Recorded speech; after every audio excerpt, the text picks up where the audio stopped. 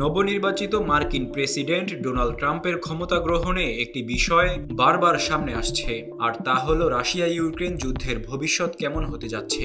রাশিয়ার প্রতি ট্রাম্পের ঘনিষ্ঠতা এবং তার আগের প্রশাসনের বিভিন্ন নীতিমালার প্রেক্ষিতে অনেকেই শঙ্কা করছেন তার অভিষেক এই যুদ্ধের গতিপথে বড় ধরনের পরিবর্তন আনতে পারে। ডোনাল্ড ট্রাম্প 2017 সাল থেকে 2021 সাল পর্যন্ত মার্কিন প্রেসিডেন্ট থাকাকালীন সময়ে রাশিয়ার প্রেসিডেন্ট ভ্লাদিমির পুতিনের সঙ্গে ব্যক্তিগত ও কূটনৈতিক সম্পর্ক বজায় রাখতে বেশ আগ্রহ দেখিয়েছিলেন। তার প্রশাসন রাশিয়ার বিরুদ্ধে বড় ধরনের নিষেধাজ্ঞা আরোপে ধীরগতি দেখানোর কারণে যুক্তরাষ্ট্রের রাজনৈতিক অঙ্গনে বিতর্ক হয়েছিল।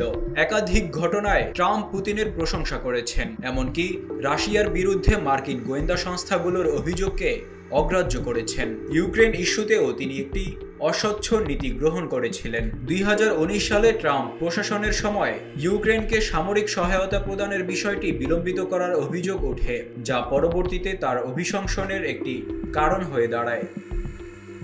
2022 সালে রাশিয়ার ইউক্রেন আক্রমণের পর যুদ্ধ এক নতুন মাত্রায় পৌঁছেছে।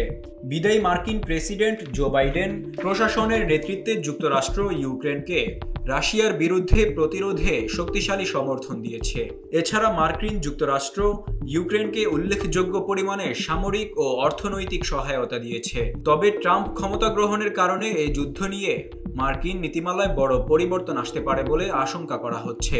নির্বাচনী প্রচারণায় ট্রাম্প বলেছিলেন তিনি ক্ষমতায় এলে 24 ঘন্টার মধ্যে রাশিয়া এবং ইউক্রেনের মধ্যে একটি সমঝোতা চুক্তি করিয়ে যুদ্ধ বন্ধ করবেন।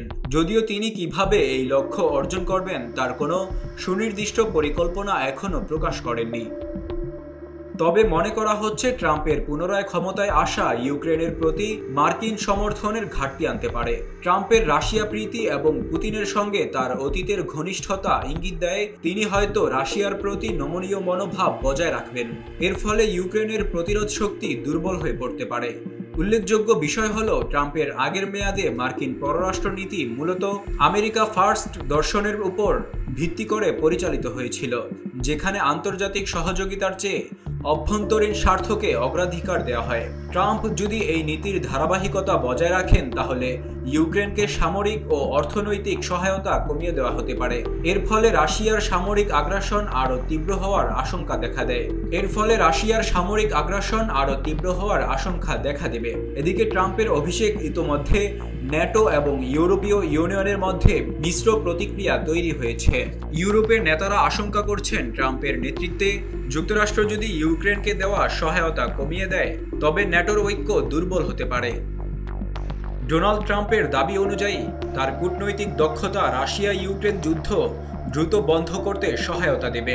তবে শান্তি চুক্তি যদি ইউক্রেনের ভূখণ্ডগত অখণ্ডতার সঙ্গে আপোস করে হয় তাহলে তা এই অঞ্চলে দীর্ঘমেয়াদী অস্থিতিশীলতা তৈরি করতে পারে।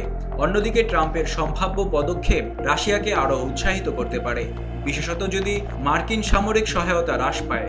ইউক্রেনের প্রেসিডেন্ট ভ্লাদিমির জেলেনস্কি ইতিমধ্যেই স্পষ্ট করেছেন যে ইউক্রেন তার সার্বভৌমত্ব এবং ভূখণ্ডের সঙ্গে কোনো ধরনের আপোস করবে না। ডোনাল্ড ট্রাম্প ক্ষমতায় আসার ফলে রাশিয়া ইউক্রেন যুদ্ধের গতিপথে উল্লেখযোগ্য পরিবর্তন আসার সম্ভাবনা রয়েছে। তার নীতিমালা এই সংকটকে হয় শক্তির পথে নিয়ে যেতে পারে, নয়তো আরও গভীর সংকটের দিকে ঠেলে দিতে পারে।